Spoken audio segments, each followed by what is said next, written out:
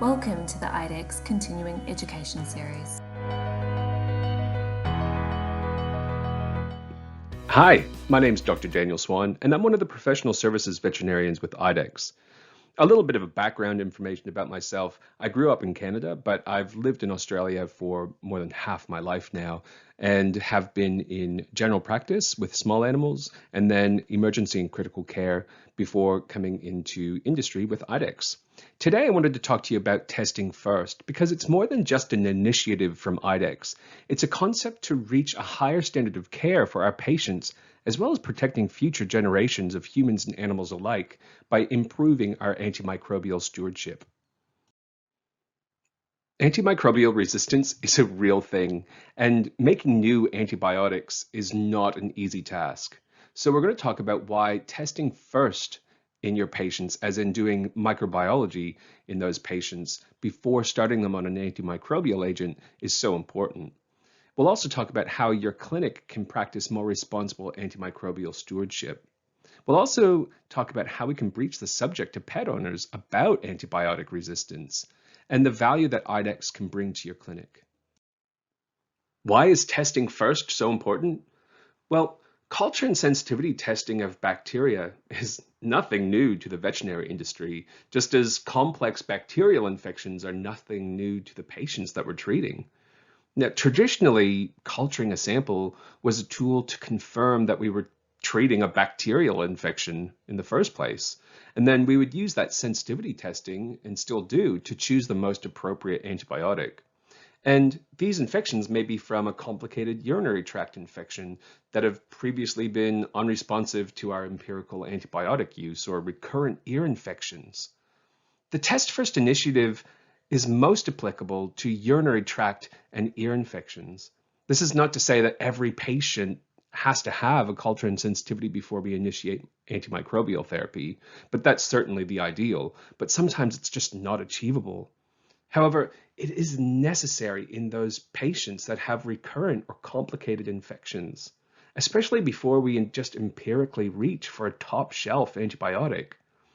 It's only recently that both human medicine and veterinary medicine have seen this diagnostic tool as a way to protect more than just the patient that we're currently treating, but also future patients as well. I'd like to point out that it's not just IDEXX supporting this Test First initiative. Many peak industry bodies also encourage culture and sensitivity testing before we start antimicrobial treatment. The AVA, for example, has a comprehensive and realistic set of guidelines available from their website. And the guidelines are actually achievable, and they make a huge positive impact for our patients, both current and future. There are also resources available to give to clients to help educate them on why you want to test first. Let's go through some examples of how your clinic can practice responsible antimicrobial stewardship.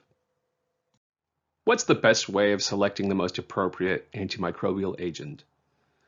Well, culture is going to help identify the organisms present in the infection, and that sensitivity testing will help us choose the most appropriate antimicrobial drug.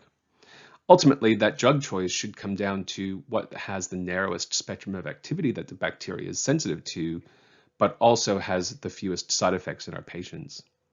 Antimicrobial choice also has to be influenced by tissue penetration of that particular drug, and that's going to depend greatly on where that infection is located.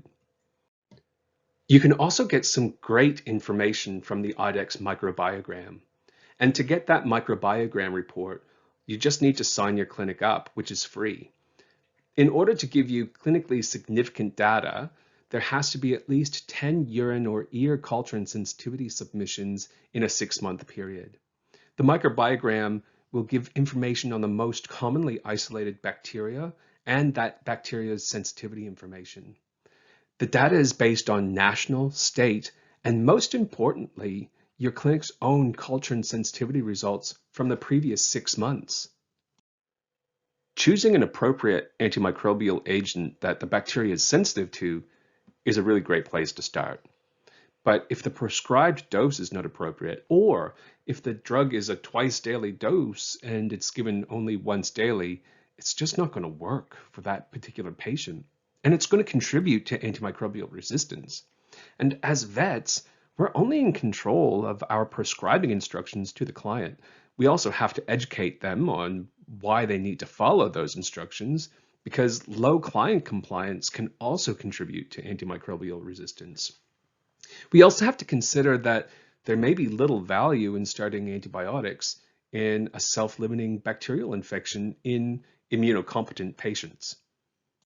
So I mentioned owner compliance earlier, but again, I just wanted to reiterate that the veterinarian only has control of what happens in the clinic and what we put on those prescribing instructions.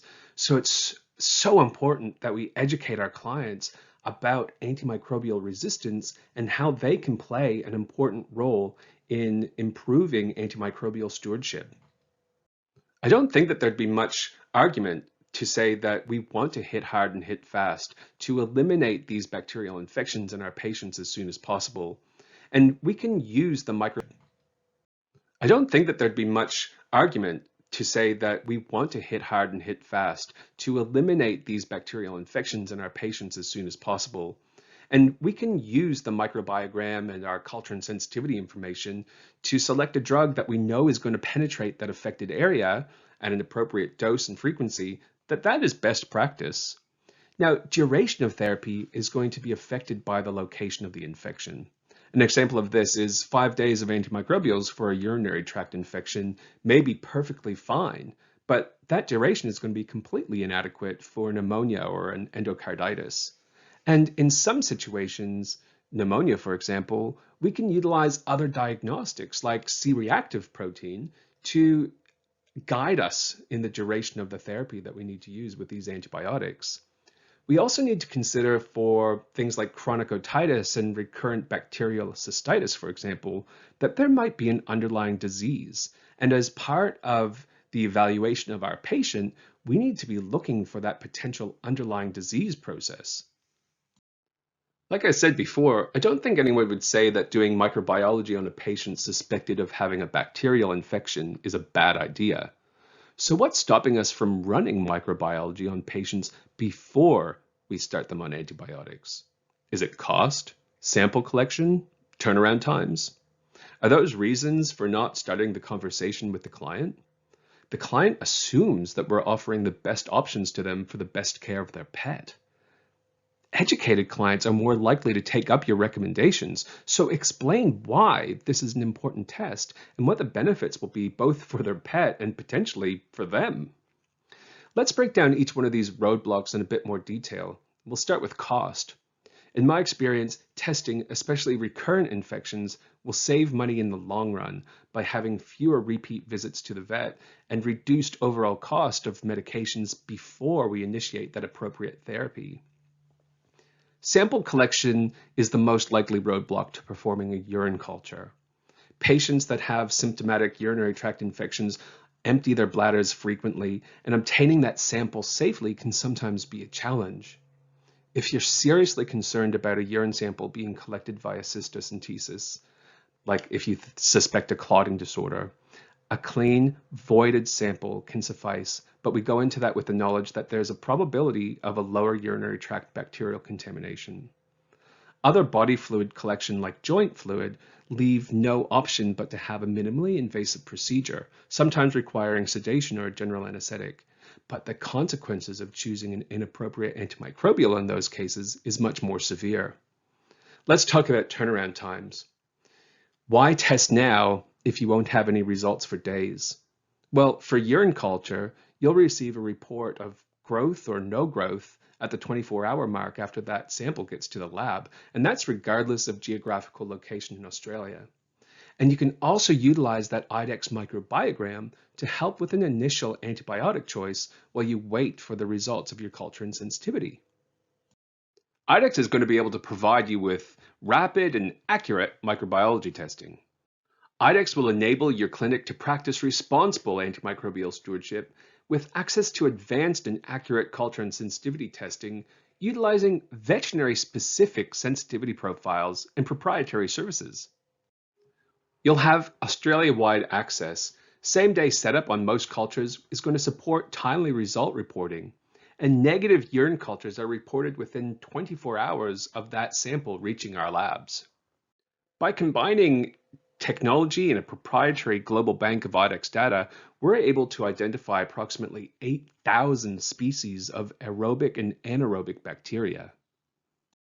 Sensitivity testing at IDEXX is done on the VITEC 2 using IDEXX exclusive profiles that have been specifically engineered for veterinary microbiology. Plus, we're now reporting minimum inhibitory concentrations for added guidance and to help with that antimicrobial stewardship. We understand that microbiology is a complex diagnostic tool. This is why our team of microbiologists and internal medicine consultants are available to you for further consultation and guidance when it's required. Just give us a call on 1300 44 33 99.